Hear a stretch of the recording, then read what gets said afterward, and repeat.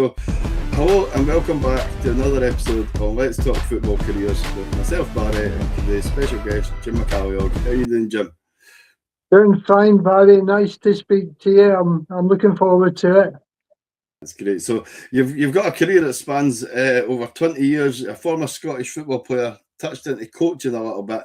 You played with Chelsea, Sheffield Wednesday, Wolves, Man United, Southampton, Lincoln, and you also had spells in Norway and America, I believe. Is that correct? Yeah, that's spot on, Barry. You've done your homework well. Try my best. But you're most famous nationally as the man who scored the goal to make Scotland unofficial world champions. So, but if we could go back to your early life, Jim, you were brought up in the Gorbals. How was all that? Yeah, I was brought up in the Gorbals. Loved my time in the Gorbals. Came through the ranks, Glasgow under 13s, 14s, 15s, and then Scotland schoolboys. And I was fortunate; I had quite a lot of football clubs interested in me. But I decided to go to Leeds when I was 15. I got a really good offer. My parents were able to move down to England with me, and we thoroughly enjoyed Leeds and the Leeds people, and also the club. It was nice to be in Yorkshire. Because for the short time you spent down there, you really enjoyed it. You were working under Don Revie as well, was there at the time, eh? Yeah, Don Revie was a new up-and-coming manager, and he had the backing of quite a powerful multi-millionaire, a gentleman by the name of Mr. Harry Reynolds. He was a lovely guy, and I met him quite a few occasions, and he was always upbeat. Lovely man, and loved Leeds United Football Club. And you spent time there, and then you moved on to Chelsea, where I believe you made your debut on your 18th birthday against Birmingham. I can recall it very well. It was actually 6-0. I also remember taking me back to Scotland. Was it 6? 3. Yeah, 6-0. I got George Graham had a hat trick. I got 2 on my debut, and John Mortimer scored our other goal. So we were a high flying team back then, Chelsea. Great team spirit. A lot of good young players. We were afraid of nobody. Looking to progress all the time. With a manager that wanted to progress and had complete faith in young players. And Terry Venables, the young Terry Venables, was there at the time as well, I believe. Yeah, Terry was the club captain, lovely guy. Spent many a happy time with Terry. I'm very sad that he's no longer with us. He was a great captain. He was a great organiser. He had time for the young boys as well, like myself, that were coming through. And I remember training after actually the training had finished, and doing extra training with Terry and a guy called Tommy Hammer, who was one of the coaches at Chelsea. And thoroughly loved Terry. He was a great captain and a great guy. And he went on to be a great manager as well, didn't he, Terry? Euro 96 for England, I believe. Eh? Yeah, I think that was always going to be the case with Terry. Terry was a good organiser, and he liked responsibility. And like I say, it was a good team spirit, and a lot of that was due to Terry. From there, you went to Sheffield Wednesday. You joined for 35,000. We were discussing this was a British record for a teenager. You were telling me, yeah, is that right? Yeah, it was at the time. It was good for me, Barry, because the thing was it brought me into the football world in quite a big way. Gave me a lot of confidence that Tommy Docherty held out for 37,500, and also the manager that signed me for Sheffield Wednesday. He was very well respected in football, and that also helped me as well. So in answer to paper reporters saying, did I not think it was an awful lot of money for a young player? That was my answer, that 2 great judges of football, Tommy Docherty and Alan Brown had made a deal for myself, and to be honest, it filled me with confidence. I mean, you scored the winner in the FA Cup semi-final, and I believe you also scored in the 3-2 loss in the final to Everton. Did you know that John Lennon and Paul McCartney were at that final? Yes, I did. We were dying to try and get close to them, but it didn't happen. I don't know. I think somebody said they'd left. They had some gig somewhere, so they had to leave at a certain time. So we missed them. But I was a big Beatles fan, so that would have been wonderful to meet them. I think they left. They didn't think they were going to come back. I think that's what it was. They left early. At the time, Barry, Everton were the bank. Everton were the Bank of England club then, so it was it was a big day for Sheffield Wednesday Football Club, and also the people of Sheffield and our wonderful supporters who really got behind us throughout the cup run, and it was a great day all round for everybody. I mean, that was 4 great years you spent at Sheffield, down at Hillsborough. Played over 175 games.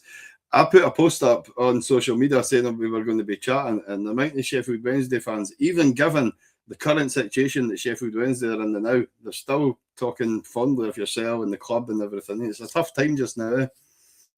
Yeah, it's lovely. It's nice to hear. Like I said, when I left Chelsea, there was that big fear on my head, and I think the supporters gave me every chance. They encouraged me, and I wasn't afraid to do things at all, and certainly progressed my career so quickly. It was just unbelievable. But it was lovely to have it happening and getting close to my dream of playing for Scotland, the Scotland national team who I'd watched so much. You played for Scotland, though, didn't you? Your didn't a bad debut. Although the game wasn't on the TV, I believe. It was 15th April 1967. Yeah, that's right. There was, can you believe it? There was a second division game in Scotland, and because of that, they couldn't televise the game. There was some kind of silly rule somewhere in the rule book that you couldn't put the game on live, and the only chance you could see the game was on Pathé News. To be honest, Barry, playing for your country, you're worrying about your game. You're not thinking about being on television. If you are, you're very unprofessional. I just wanted to go out there, doing the best for Scotland, hopefully get us a win. If I got a goal, that was a bonus, but I wanted to make my family, my school teacher who had pushed me when I was a kid, a guy called Dennis Cuddy, I wanted to make him proud of me as well. So I've got a wee bit teary at the moment saying it, but that was the motivation for me. I wasn't interested in the money. I just wanted to play for Scotland so bad. Yeah, and that's the difference nowadays. That's the difference, the generational thing. They're handed money before they've even hardly kicked a ball now. But it comes to you just wanted to play football and everything that came with it. I mean, this game here, Scotland was 6-1, I believe, odds to win this game. This was off the back of England winning the World Cup.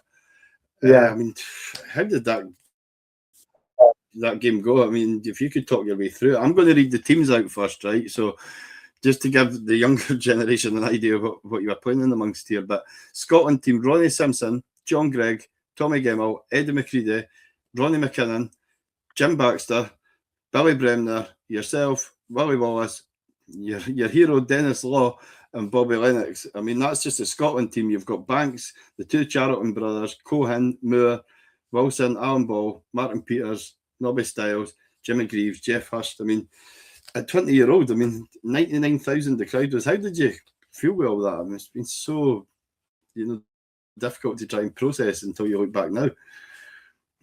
Yeah, I think the thing was back then the crowd, you appreciated the crowd being in the ground for the atmosphere, but you had to block that out and get on with your game. And I was playing in the middle of the park with Billy Bremner and Jim Baxter, who great Scottish footballers. So I was looking forward immensely to the game. I think the odds, like you say, were stacked against us. But if you actually look at our team, there were 4 Lisbon Lions.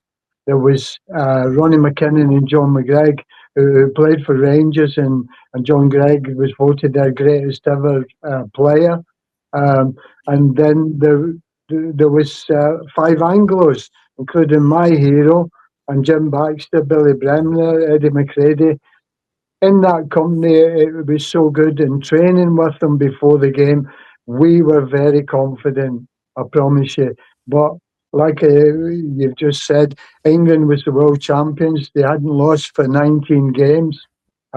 They'd done England proud and the UK proud by winning the World Cup. A lot of people thought that because you're Scottish, that you don't want England to win, but I must have been one of the few then, because I wanted England to do well, because it was only going to improve my career. Because the football, after England had won the World Cup, the interest in the game got so much bigger. There was more sponsorship. Everything improved. So it was certainly one of the best times ever for a country in the UK. Yeah, and can you take yourself back to scoring the winning goal? Can you? Because I've got a clip that I'll put up here, but the run that you made was brilliant. Running into the box, a lovely 1-2, and then the finish. But I mean, can you still take yourself back there and picture yourself going? Every day, Barry. Thing was, I could see. Looking at the pitch, we were kicking towards what I called the tunnel end, where the players come out, and I could see Billy Bremner going down the left-hand side, and I knew it was quite late in the game. And knowing Billy and playing for Leeds United, I thought Billy was just trying to run down the clock.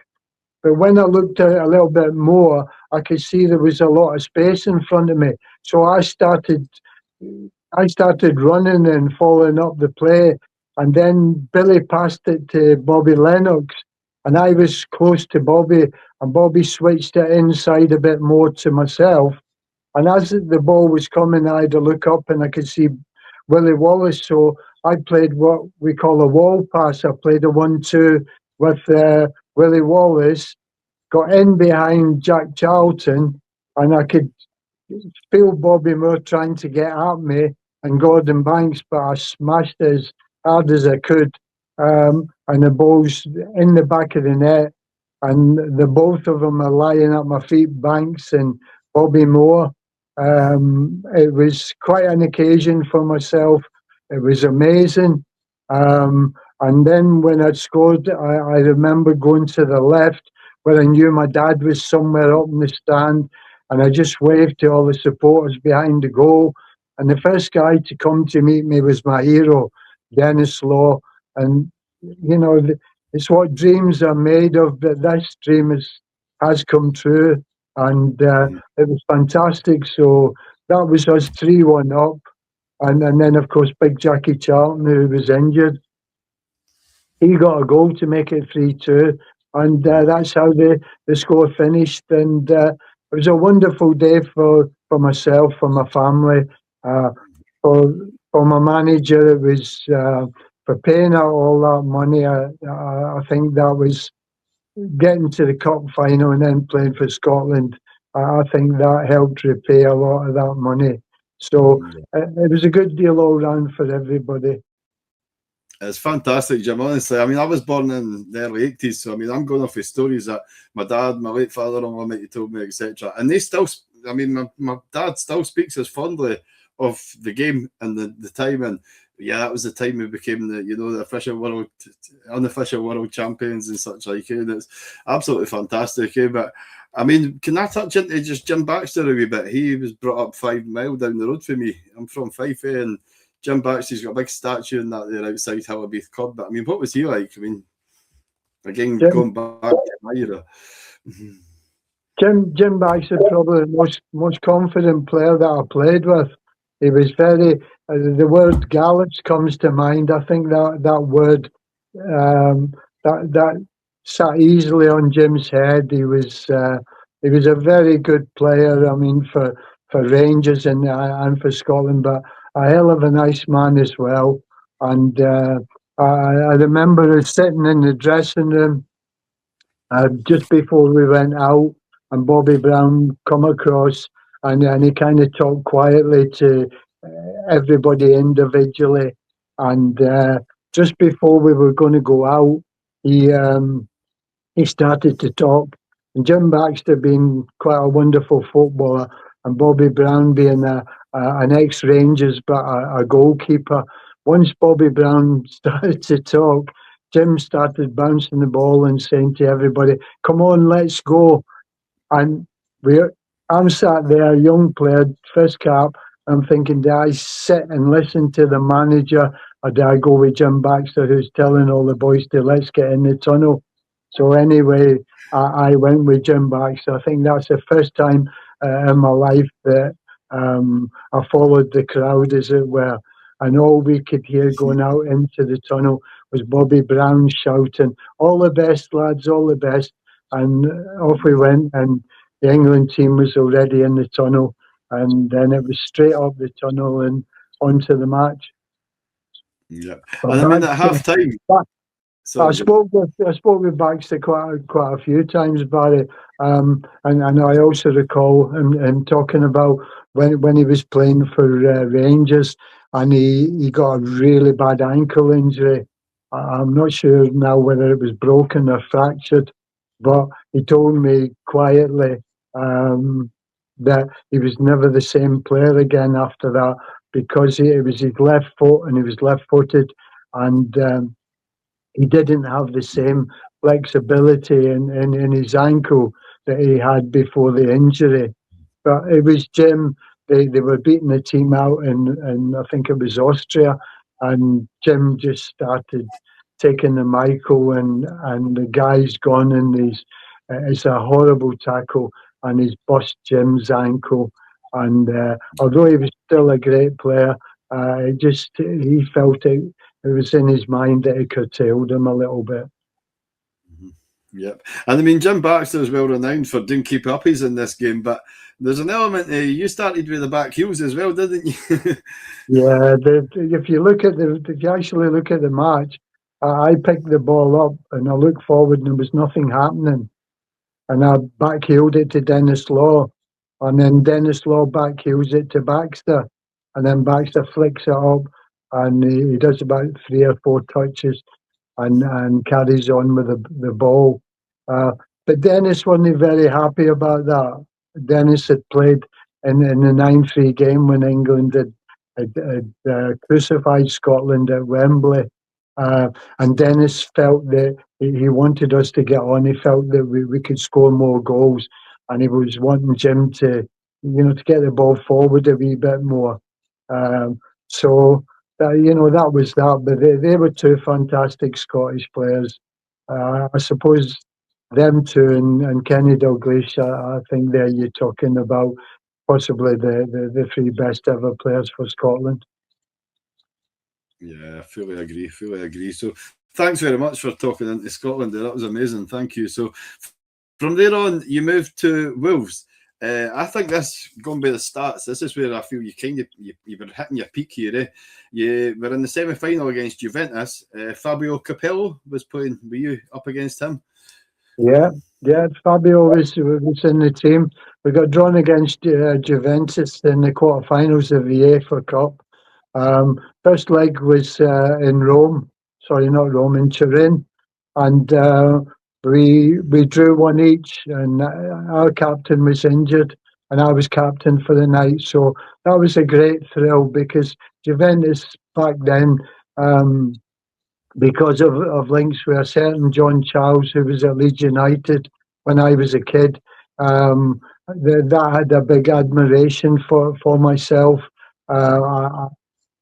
And to actually play there, and John Charles was actually with our team.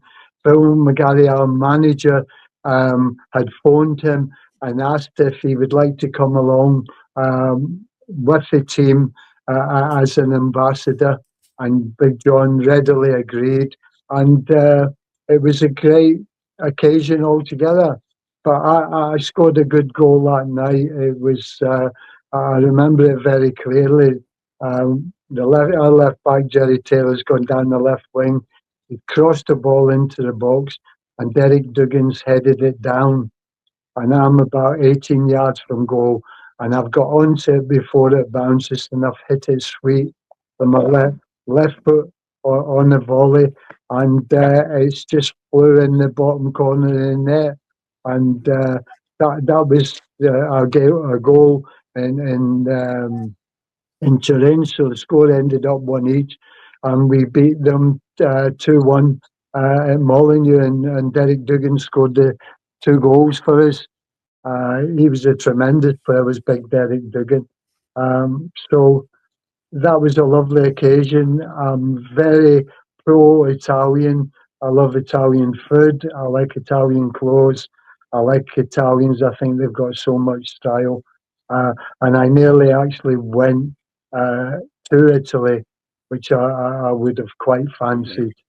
For Scotland, I was supposedly going to Manchester United, and it was actually true because I was tapped. It's a thing that used to go on. Then somebody would come to you and say, so-and-so wants you to come to whatever team, and they used to call it tapping you up. Well, I was tapped up for Manchester United. I won't disclose who it was that tapped me. It's a wee secret, but it was wonderful for this person who I very much loved, and he was tapping me up, and I was feeling good. And at that particular time, there's quite a lot of clubs supposedly interested, and included in them was a couple of Italian clubs. So, but that never come to fruition. Which I was disappointed in one way that I didn't get to Manchester United, and perhaps maybe move to Italy, because my career was going the right way. It was going upwards all the time, and I was being tested at a lot of levels. And thankfully for me, I was coming through the test and moving on. So it would have been great to either go to Manchester United when I was 20, or perhaps even try my luck in Italy. But I ended up when I left. Well, the Scottish players that are in Italy now, I mean, there's so many Scottish players over there, and they're all excelling, eh? Yeah. It's one of them things. I think it's value for money. I think the Italians were the big spenders back in my day, but they're not as big as spenders now as they are in England. The only thing in England and perhaps Scotland is I would like to see young players being given more of a chance. I would like us to get back to concentrating on local talent and local players. It's nice to see the foreign players coming to play in the English and Scottish game, but I would prefer to see young players coming through. That's just the way I am, because obviously that was how I made my way in football. I spoke to Gordon Smith, and he says the pathway now for youngsters is so difficult. To get the journey that you've got, to get up to the levels. It seems to be there's so many players, young players, and then majority of them will get chucked at the wayside. They'll keep 2 or 3 of them, and then they're left to their own devices, and it's like there's no pathway to get them into the right levels, eh? Yeah, I think that's a good point Gordon's making.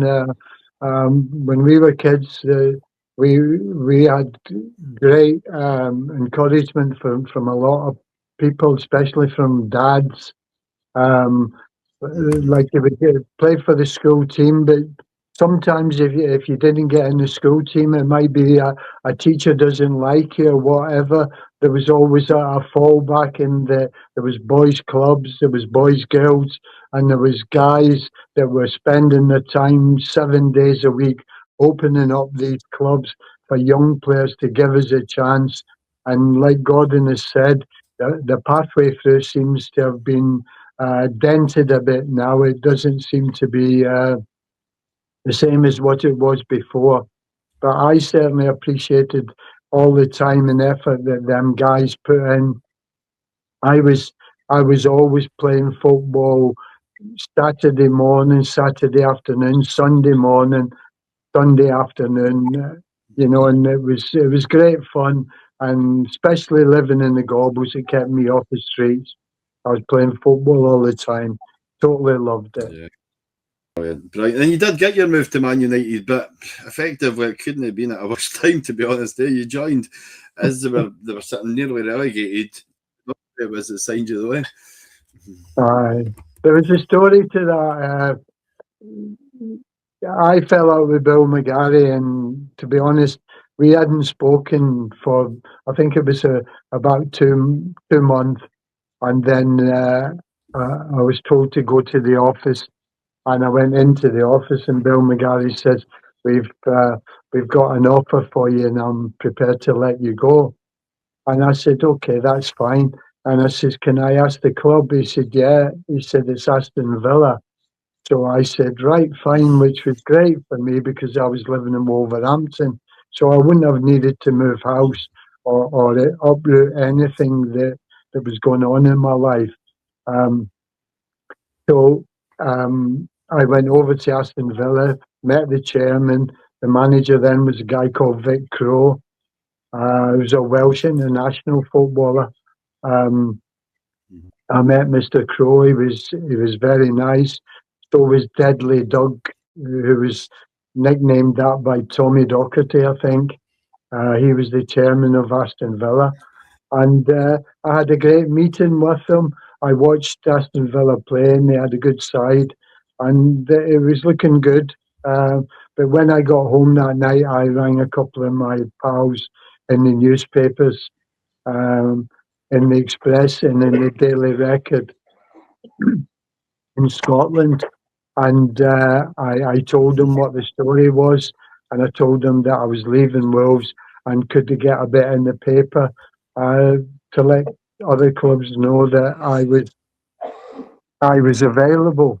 Anyway, that night I got a phone call from a certain Mr. Tommy Docherty, who was manager at Manchester United, and he says, I've heard that you're leaving Wolves, and do you know the fee? I didn't know the fee.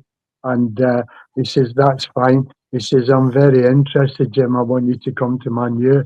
He says, but we've got a game on Wednesday night against Manchester City. The chairman and the directors will be there. I will pose the question to them and tell them I would like to sign you, and we'll take it from there. And I'll give you a call at 11:30 on Wednesday night. And I says, right, that's fine. Wow. And we stopped at that. And then 11:30 the next night, I got a phone call, and it was Tommy Docherty. And he says, yeah, it's all agreed. They're prepared to pay the money. I talked terms with them. And then I said to him, I says, but what do I do tomorrow? He said, well, just go in and say to the manager, is any other clubs interested? So I thought, right, that's okay. I said, that sounds okay. So the next morning I went into training, put my training gear on as per usual, and then I went down to see Bill McGarry, the Wolves manager. And I said to Bill McGarry, sat down, and Bill McGarry says, everything okay at Aston Villa? And I said, yeah. I said, everything was fine. He says, if you go to Aston Villa, he says, I'll give you your bonus. You're short of your £5,000 bonus. You're 2 months short of the bonus. We'll give you the 5,000 if you go to Villa. And then I said to him, I says, has anybody else been interested? Well, I knew that Tommy Docherty would have been on the phone that morning. Anyway, when I said that, he went ballistic. And he says, you effing well know who's been on. And he said to me, he says, if you go to Manchester United, you're not getting that £5,000 bonus as if you would go to Aston Villa. So I sat there and I thought about it for a few seconds, and I thought, it was in my head, I thought, no, I've been pretty fair here. I've not done anything wrong. And I thought, he's threatening me with this £5,000. So I then said to him, I says, see that £5,000? I says, that you give me to go to Aston Villa. I says, well, you can stick it up your jacksie. I said, because I'm off to Manchester United. So I went into the office, spoke to the secretary, rang Tommy Docherty, and 5 minutes later, after shaking hands with the lads in the Wolves dressing room, I got in my car and I was off to Manchester United. And it was one of the moves I'd always wanted in my career, but I've always had a wee hankering about it, Barry. What happened? How did it go wrong? And what have you when I was 20? And when I actually signed for Man United, and we went to Mallorca for a week's break, and Sir Matt Busby was with us, and I was so wanting to speak to Sir Matt Busby because he was the manager at the time when I was 20, to see where it all went wrong, what happened, what have you. That out of respect, I didn't think it was fair for me to approach Mr. Busby and say, you know, what happened with the transfer. So I never knew then for quite a while later, but I found out later that I was priced out of the transfer market. That's what it was. And I mean, you could have been part of that generation, you know, and we won the European Cup and everything. Then you got your dream move, and it was just at the wrong time, eh? But I mean, you did the part of that was great. Was you got to play with Dennis Law again? Because I think after the 1967, how many times did you play with Scotland? It was only 10 times you were capped, I believe. Eh? Yeah, that was it. Yeah, it was a lot of competition back then, Barry. A lot of great players, a lot of players down in England. In fact, I would say most first division clubs in England, there was 2 or 3 Scotsmen in the team. So there was a big selection there. Yeah, a lot. It was healthy competition, you know, the way it was. But I think we just maybe needed a manager that would pick a team and keep that team, like Ralph Ramsey did at England, and was very loyal to that team. And in the end, he got the rewards. But I mean, for instance, the team that we had at Wembley when we beat England, the world champions, that team never played again together, never. Which is a shame, but maybe it's just as well, because we might have played England and got beat, or somebody else and got beat. But it's a wonderful memory. It certainly is. And from there, you joined Southampton for 40,000. Is that right? You made your debut against Oldham, I believe, on the 15th of February in 1975. I've got written down. Is that about right? Yeah. I can remember Tommy Docherty calling me in the office and saying Laurie McMenemy had made an offer for me, and he was prepared to let me go. And I could see he had his mind made up, so I didn't argue with him or anything like that. I just said, okay, thanks. And I said, can I go and see Southampton? He said, yeah, he gave me permission. So I went and I got my boots just in case. I don't know why I did that, but that was quite an unusual move for me to do that. But I went and got my boots, went to see Laurie McMenemy. I drove down the road to Southampton, and all I could think about was I was leaving the club of my dreams. Such a huge stadium, the atmosphere, everything about Manchester United was glamorous. And But at the same time, I was realistic enough to think, right, Tommy Docherty doesn't want me here. I'm going to talk to Southampton. I'm going to go with a good open mind and see what Laurie McMenemy has got to say. And as I was driving down, I was thinking, I've gone from 63,000 crowd to, I think it was about 19,000, maybe 21,000 at the Dell at Southampton. But they'd had great players in their time, Southampton, and they'd had a great manager in Ted Bates. So I was going to see Laurie McMenemy, who was the new manager on the block. And I was looking forward to it. And Laurie killed me as soon as I first met him. His words to me when I first met him was that Mickey Shannon and Peter Osgood was looking forward to playing alongside me. So that was a great pitch. It went straight to the top of my head, and I think he won hands out then. Hands down. It was great because, and then when I got to Southampton and Laurie was trying to show me around the Dell, it was just so small in comparison to Manchester United. But I do remember going in the physio's room, and while I was in the physio's room, there was two Scottish players on the treatment tables. One guy called Eric Martin, who was the goalkeeper, and the other guy was Jim Steele, who played at Dundee, and Jim had moved down to Southampton. And Laurie turned his back on me, and he went somewhere else to do something. And as soon as he did it, Jim Steele popped up, and he says, "Which hotel are you in?" And I told him what hotel I was in. He says, "We'll pick you up at 7 o'clock."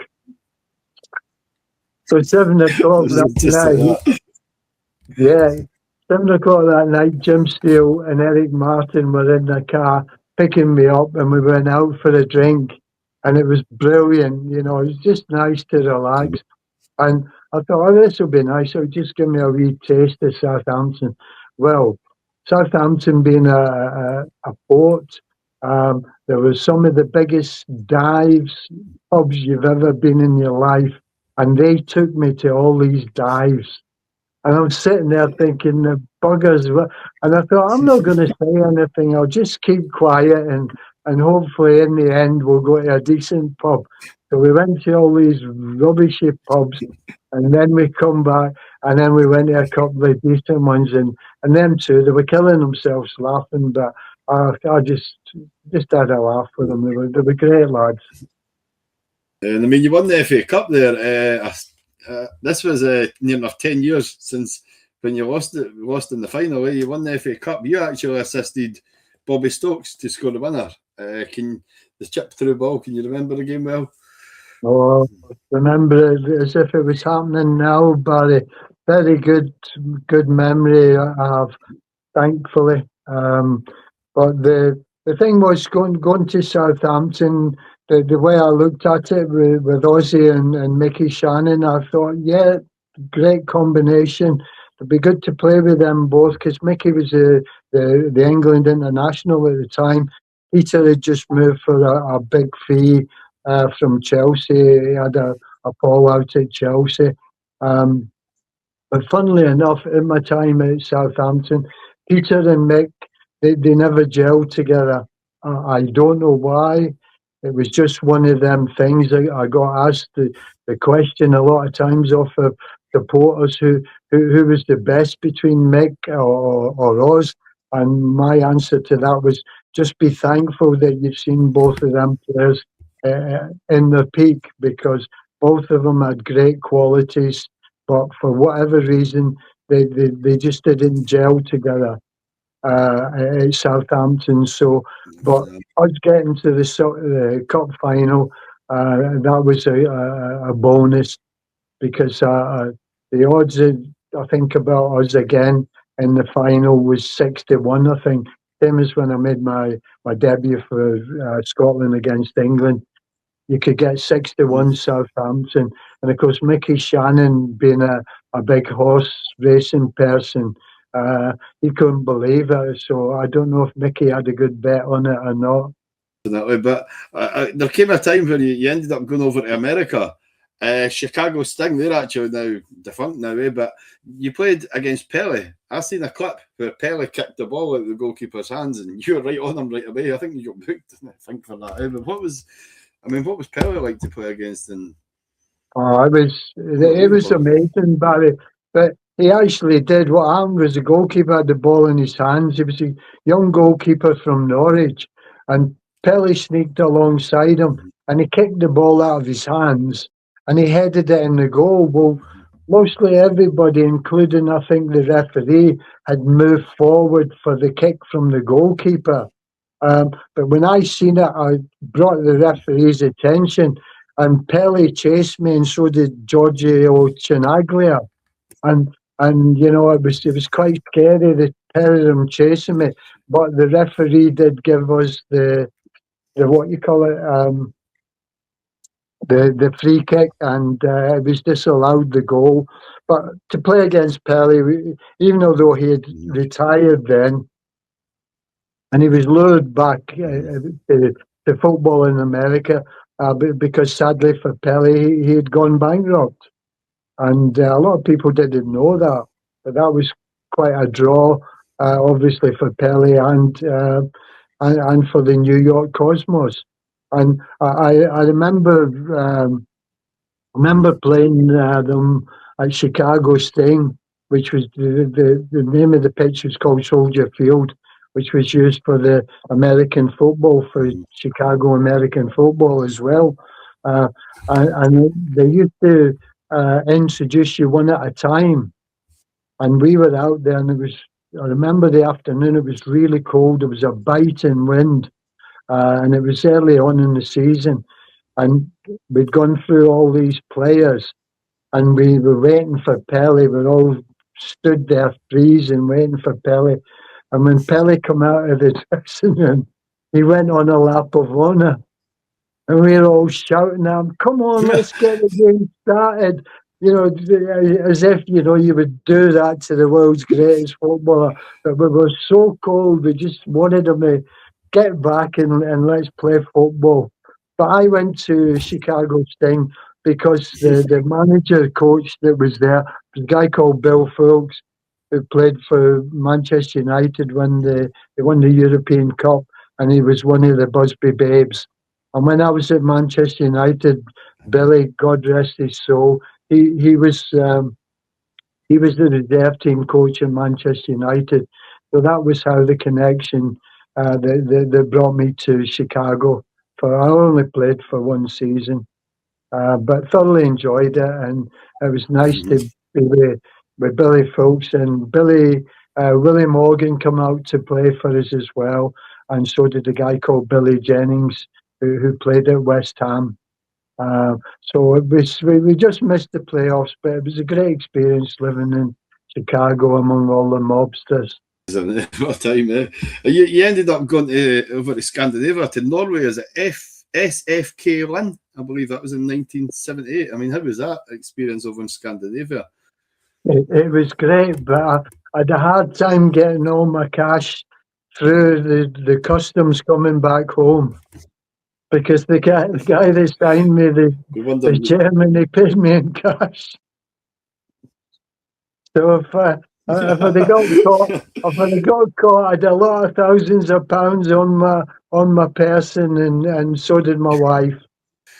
Oh, it was marvelous. They were lovely people. It was an expensive place to live, but I lived in Oslo, and I was actually thinking about staying there for a little while, because I was taking Norwegian lessons, so it was quite good. It was quite fun because I hadn't told the players. So whenever we were playing the matches or wherever we were, they didn't know that I knew a wee bit of Norwegian. So it's quite funny at times. Go out with fluent Norwegian out of nowhere. But you finished up, I mean, you were at Lincoln for a short spell and Runcorn for a short spell. But do you know who you played most matches alongside in your whole career? In my whole career? That's a good Who one. did you play more times with than anybody else? I know the answer. I'm just seeing if you know.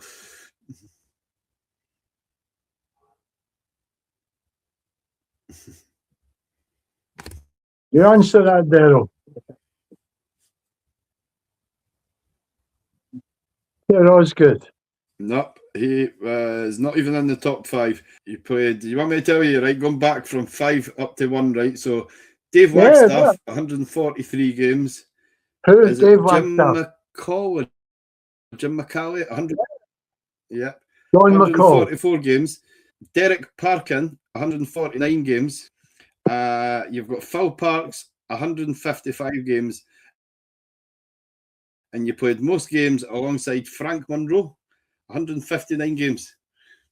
Big Franny, God rest his soul, yeah. Oh, that's interesting, Barry. I can use that because I'm going down to Wolves shortly, so that'd be good. But I think I had 4 years at Wolves, and 4 years at Sheffield Wednesday and 5 years at Wolves. And I think between the two of them, I think it was 6 games I missed, and 4 years at Sheffield Wednesday, and 8 games I missed at Wolves. So I was either a lucky player or I could handle myself. So I didn't Comes get a back lot to your of upbringing injuries. again. You talk about Yeah, I was I was pretty cute upstairs. I think that was the best part of my game. I was an intelligent footballer, so I could see tackles coming, and sometimes you get certain players and they don't seem to ever learn that they're not going to win the ball, and they go in so badly and they get hurt. So I wasn't a coward, but I didn't go into stupid tackles. sensible. Yeah. Can I ask, just as we round up, Jim, I'm looking to put together a 4-4-2 of the best players you've played alongside with yourself and the team, please. Oh my goodness, let me think. Put you on the spot here. Yeah, I mean, if you talk about goalkeepers, I mean, I played with Ron Springer, who was goalkeeper before before Gordon Banks, and Peter Bonetti was at Chelsea. I mean, they were 2 great goalkeepers. So I would, and probably Banks would be somewhere in there. So it'd be between them 3. Full backs, the right back, I think, would be a player who unfortunately had a bad knee injury. I was actually watching the match as a reserve at Chelsea when he twisted his knee, and sadly he had operation after operation, and he was never quite the same player. Ken Shalito would be my right back, and Danny McGrain. Between him, Ken Shalito and Danny McGrain for right back. Centre half, big Ronnie McKinnon. Alongside Ronnie McKinnon, possibly John Gregg, although that wasn't his position, but he adapted well to that position. I'm trying to think of Frank Monroe at Wolves was a smart centre half. He was a midfield player really, but he moved to back to be a better central defender than he was a midfielder. But as central defender, he was very good. There was a guy at Sheffield Wednesday, Peter Swan, who could play as well. He was a hell of a player. There's also a guy at Sheffield Wednesday called Tony Kay. So, and then you're talking about left back. I think left back, without a shadow of a doubt, was Eddie McCready, and possibly Tommy Gemmell. Tommy Gemmell after that. Sandy Jardine was a good fullback as well. Midfield, got to be probably Alan Ball, Billy Bremner. I would maybe put Alan Hudson in there. Alan Hudson was a great talent down at Chelsea. Who else can I think of in midfield? Dave Wagstaff, I liked the left winger because he had a great left foot, and not only that, he was very, very accurate. I mean, we used to do a ploy at Wolves, and what it was the two midfield players, which was myself and Kenny Hibbett. We would run in opposite directions. And when David Wagstaff got the ball on the left-hand side, so I would run from the left-hand side to the right wing, and Kenny Hibbett would run the other way, and Dave Wagstaff would put it down the wing for Kenny Hibbett down left side, or he would knock it 50, 60 yards to me on the right side, and he was so accurate. It was just hitting my chest and dropping on to my feet, and it was a big part of our game at Wolves. So Wagstaff has got to be in there. Forwards, the king of them all, to be honest, is George Best. George was the best ever. Yeah. I seen George a lot more on telly, so I would put George down as the best player ever. There's no doubt about it. You thought you had him, and he would just move. And he was so graceful. He was also a very intelligent footballer. He knew where the ball was going. He knew if there was a spin on the ball, anything. And what used to crease me is when somebody go in and whack him, and he'd get the free kick, and he'd get the ball, and somebody was wanting to take the free kick, and he'd say to them, "No, pass it to me," and he'd pass it to George, and whoever it was that kicked them, George would go at them and take the Michael out of them. He was just something else, but he was completely off the scale. I mean, at Old Trafford, when he was playing at 3 o'clock, George would go in the dressing room about 10 to 3. He wouldn't get warmed up, nothing. He'd just put his strip on and go out and play the match, and all the rest of the lads are in there and they're warming up and they're panicking and God knows what. George is outside talking to all his friends till 10 to 3 before the game. Marvellous footballer. I remember Manchester United, beginning of the season, they had there was a lot of trouble at Manchester United with the crowd, and for the first 6 or 8 games, I think it was, they weren't allowed to play at Manchester United at Old Trafford. They had to play away, and they were using Stoke City. And I remember they were playing at Stoke City, and I came into training. I said to the coach, "Can you ask the gaffer if he can get me a couple of tickets, because I want to go and see George Best?" And he said, "Yeah." He says, "No problem." Anyway, when he came back, the coach, I said to the boys, I said, "I'm going to Old Trafford, not to Old Trafford, I'm going to Stoke tonight, so any of you want to come with us, I'll give you a lift, or we'll share a car." So there was about 4 of us went. There's myself, Frank Monroe, Danny Hegan, who was another Scottish lad, but he played for Northern Ireland, did Danny, because I think his father was from Ireland. And the 4 of us went to see George, and it was really exciting. I don't think I've actually, other than Dennis Law and the rest of the world team, I don't think I've actually made such a thing of going to see somebody. And George was out on the left wing, and they were attacking, going down the way. And one of the United defenders whacked the ball out of defence, and George come off the left wing, went down the middle. He's running with the ball, and he's got 2 defenders chasing him, and in the goal is Gordon Banks. And he gets to about the 18-yard line. He pulls back his foot as though he's going to hit the ball. And what he's done is he's back-heeled it, gone back the other way. The two defenders have collapsed in each other, trying to get George, and George has chipped it with his left foot. It's gone over Banks's head, and it's hit the bar and gone over. Well, we're sat in the stand, we're bloody wetting ourselves. It was so amazing to watch it. But that was, and I mean, the thing he did with Gordon Banks, that should have been a goal.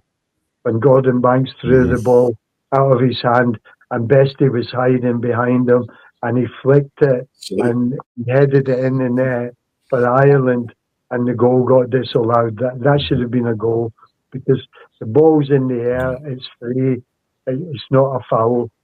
But that was George Best, absolutely amazing. Dennis Law, I nearly made my debut at Manchester United. Terry Venables had taken ill.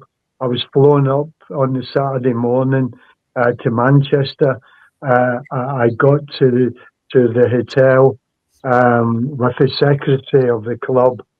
I was only 17, and when I got to the hotel, Tommy Docherty come over to talk to me. He says, "I'm sorry, Jim," he says, "but Terry's okay, and Terry's going to play," because Terry Venables, he was captain of Chelsea. He'd got a flu virus or something, and he hadn't been very well. On the day of the game, Terry said he would play. And I watched the game in the dugout, and it was amazing. Bobby Charlton, he had a fantastic game. Midfield player, his passes, everything was so good. And I thought, what a performance. Anyway, Dennis Law was also playing. And Man United were getting hammered. But 3 crosses into the box, and there's Dennis. 3 headers, 3 goals. And I looked at the papers the next day, and I thought, it's going to be about Bobby Charlton. What a game Bobby Charlton had played. But there was no mention of Bobby Charlton. It was all about Dennis Law and his 3 goals. So Dennis Law's got to be in my team somewhere. It's amazing. It's amazing. Jimmy Greaves has got to be in there. I mean, Jimmy Greaves was a phenomenon. He really was. I remember going to a Chelsea youth game, and our youth coach was a guy called Dickie Foss, who had brought most of the young players through at Chelsea. Venables, Tamblyn, Hollins, Osgood, the Harris brothers, all of them guys had come through at Chelsea with this guy, Dickie Foss, and he was a terrific spotter of talent as well, and he knew how to handle the young players. And I remember sitting on the coach, and Dickie came and sat beside me, and we got talking, and I just gave him this question. I said, "You've had some great young players come through, Dickie. Who was the best?" And straight away he said Jimmy Greaves. So that's that's the biggest accolade that I can think of. But Jimmy Greaves was something else. He really was. He was a marvellous footballer, and so cool round the box. His goals were just fabulous. And then you've got Bobby Charlton, one of the nicest guys, and forgotten Bobby Moore at the back. Bobby Moore was a great footballer, but also a fabulous guy. Always said hello. It's only now when you go through. Sorry, I was just going to say, it's only now when you go through all the players that you've named off that you played alongside and played against.